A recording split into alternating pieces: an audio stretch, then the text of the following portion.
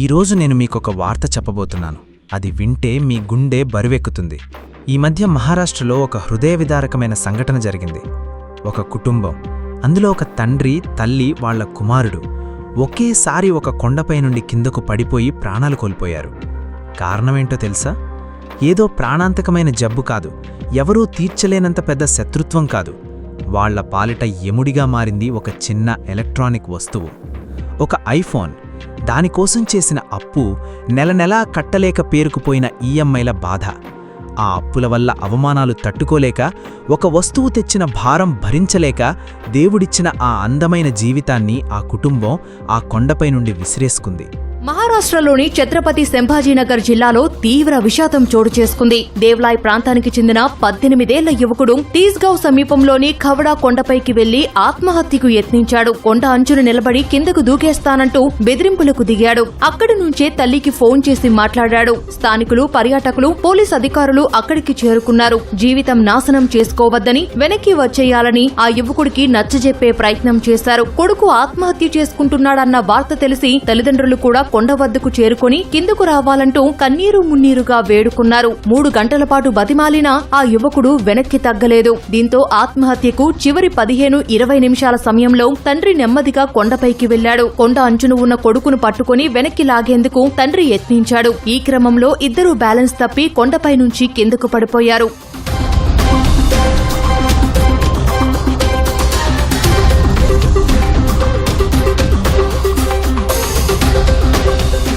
కళ్ళెదుటే భర్త, కొడుకు లోయలో పడిపోవడం చూసి ఆ తల్లి తీవ్ర మనస్తాపానికి గురైంది. అదే క్షణంలో ఆమె కూడా కొండపై నుంచి కిందకు దూకింది. ఈ దుర్ఘటనలో ఆ ముగ్గురు అక్కడికక్కడే ప్రాణాలు కోల్పోయారు. ప్రాణాలతో బయటపడతారేమో అని స్థానికులు ప్రయత్నించినప్పటికీ ఫలితం దక్కలేదు. ఏ పాపం ఎరుగని తల్లిదండ్రులు కొడుకుతో పాటే ప్రాణాలు వదలడం స్థానికంగా అందరినీ కంటతడి పెట్టించింది. ఒక్కసారి ఆలోచించండి, ఒక మనిషి ప్రాణం విలువ ఒక ఐఫోన్తో సమానమా? ఒక వస్తువు కోసం ప్రాణాలు తీసుకునేంతటి గుడ్డితనంలోకి, దారుణమైన స్థితికి మనిషి ఎందుకు వెళుతున్నాడు? ఈరోజు మన సమాజం ఎటువైపు పరిగెడుతోందో తెలుసా? మన దగ్గర లేని డబ్బుతో మనకు అవసరం లేని వస్తువులు కొని, మనల్ని పట్టించుకోని వాళ్ల ముందు గొప్పలకు పోవడానికి బ్రతుకుతున్నాం. ఈ నకిలీ హోదా కోసం యవ్వనస్తులు తమ జీవితాలను, కుటుంబాలను బలి తీసుకుంటున్నారు. బైబిల్ చెబుతోంది 1 తిమోతికి 6:10లో, ధనాపేక్ష సమస్తమైన కీడులకు మూలము. కొందరు దానిని ఆశించి విశ్వాసము నుండి తొలగిపోయి నానాబాధలతో తమ్మును తామే పొడుచుకొనిరి. వాక్యం ఎంత స్పష్టంగా చెబుతోందో చూడండి, తమ్మును తామే పొడుచుకొనిరి. ఈరోజు జరుగుతోన్నది అదే కదా? సోషల్ మీడియాలో పక్కవాడికి ₹1,00,000 ఫోనుందని, వాడికి ఖరీదైన బైక్ ఉందని, లేకంటే బ్రాండెడ్ బట్టలు ఉన్నాయని నీ తల్లిదండ్రులను పీడించి, లేదంటే యాప్స్లో లోన్లు తీసుకుని ఈఎంఐల ఉచ్చులో పడిపోతున్నావు. ఆ వస్తువు నీ చేతికి వచ్చిన 2 రోజులు ఆనందం ఉంటుంది. ఆ తర్వాత మొదలవుతుంది అసలైన నరకం. అప్పులోళ్ల ఫోన్లు, అవమానాలు, బ్లాక్మెయిల్సు, ఇవన్నీ తట్టుకోలేక పరువు పోతుందేమో అన్న భయంతో చివరికి ఆత్మహత్యల వైపు అడుగులు వేస్తున్నారు. ఒక ప్లాస్టిక్ డబ్బాకు, గాజు ముక్కకు ఇస్తున్న విలువ నిన్ను నవమాసాలు మోసిన తల్లికి, నీకోసం రక్తం చెమటగా మార్చి కష్టపడుతున్న తండ్రికి ఇవ్వడం లేదు. మార్కు సువార్త 8:36లో యేసుప్రభు అడిగిన ఒక గొప్ప ప్రశ్న ప్రతి ఒక్కరి గుండెల్లో గుచ్చుకోవాలి. ఆయన అన్నాడు, ఒకడు సర్వలోకాన్ని సంపాదించుకుని తన ప్రాణాన్ని పోగొట్టుకుంటే అతనికి ఏమి ప్రయోజనం? నువ్వు సర్వలోకాన్ని సంపాదించుకున్నా నీ ప్రాణం పోతే ఆ వస్తువులు నిన్ను బ్రతికిస్తాయా? మహారాష్ట్రలో కొండపై నుండి పడిపోయిన ఆ కుటుంబం పక్కన ఆ ఐఫోన్ ఉండి తీరుతుంది. కాని అది వారిని కాపాడిందా? కాపాడలేదు. లోకం చూపే మాయ ఇది. అపవాది ఈ లోకాశను చూపి వస్తువులపై మోజు పెంచి మనుషుల ప్రాణాలతో ఆడుకుంటున్నాడు. నా ప్రియ సహోదరీ, సహోదరుడా, బహుశా ఈ వీడియో చూస్తున్న నువ్వు కూడా ఏదైనా అప్పుల బాధలో ఉండి ఉండొచ్చు. క్రెడిట్ కార్డుల బిల్లులు, ఈఎంఐల భారం నీ నిద్రను దూరం చేసి ఉండొచ్చు. పరువు పోతుందేమో అన్న భయంతో, జీవితం ముగిసిపోయిందన్న నిరాశతో ఎవరికీ చెప్పుకోలేక కుమిలిపోతుండొచ్చు. నువ్వు ఏదో కొండపై నుండి దూకేయాలని, ఇంకెలాగో ప్రాణాలు తీసుకోవాలని సాతాను నీ చెవిలో గుసగుసలాడుతుండొచ్చు. కాని ఈరోజు నేను నీకొక మాట చెబుతున్నాను, విను. నీ జీవితం ఒక వస్తువు కంటే, ఒక బ్యాంక్ అకౌంట్ కంటే 1,000,000 రెట్లు విలువైంది. దేవుని దృష్టిలో నువ్వు ఎంతో అమూల్యమైన వాడివి.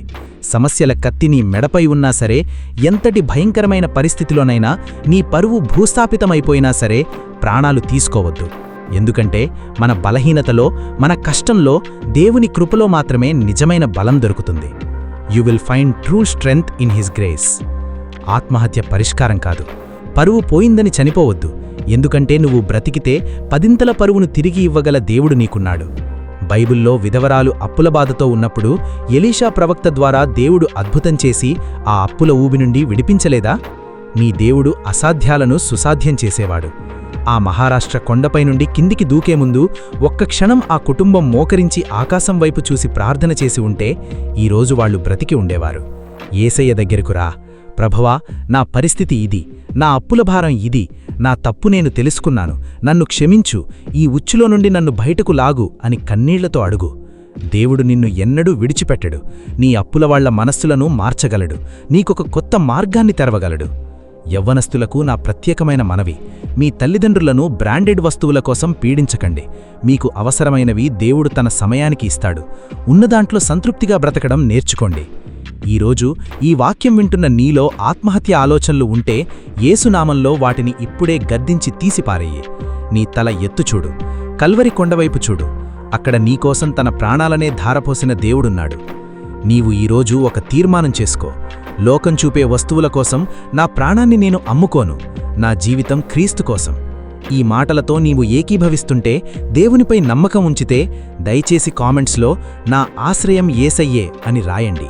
మీ అప్పుల బాధల నుండి, నిరాశ నుండి దేవుడు మిమ్మల్ని పూర్తిగా విడిపించి తన అపారమైన కృపలో మిమ్మల్ని బలపరచునుగాక. God bless you. Strength in grace. It's all about Jesus.